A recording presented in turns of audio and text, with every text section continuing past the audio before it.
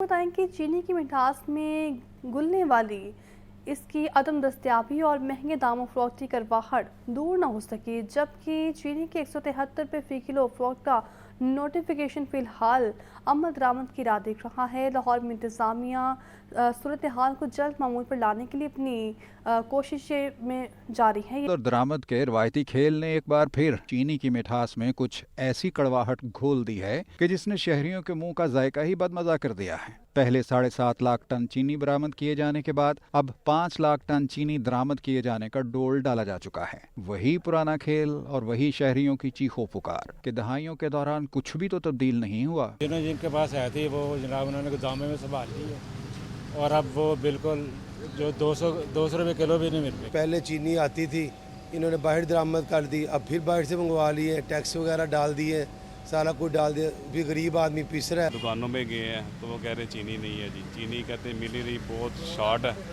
तो बड़ा ये मसला बना हुआ है। इस तमाम सूरत हाल का एक पहलू ये भी है कि अब हुकूमत ने चीनी की सरकारी सतह पर कीमत 173 रुपये फ़ी किलो मुकर्रर की है, जो 15 अप्रैल के नोटिफिकेशन के मुताबिक 163 रुपये फ़ी किलो मुकर्रर की गई थी। गोया सरकारी सतह पर चीनी के फ़ी किलो निर्ख 10 रुपये बढ़ा दिए गए हैं। इसके बावजूद चीनी की मुकर्ररा निर्खों पर दस्तयाबी बदस्तूर मसला बनी हुई है। गो के हुक्काम सूरत हाल में जल्द बेहतरी के लिए पुरुम्मीद हैं। हमारी फील्ड में तमाम प्राइस कंट्रोल मैजिस्ट्रेट्स और हमारी एसीज इंश्योर करवा रहे हैं, उस पर हमने अपने एक्शंस भी लिए हैं, FIRs भी हुई हैं, अरेस्ट भी हुई हैं।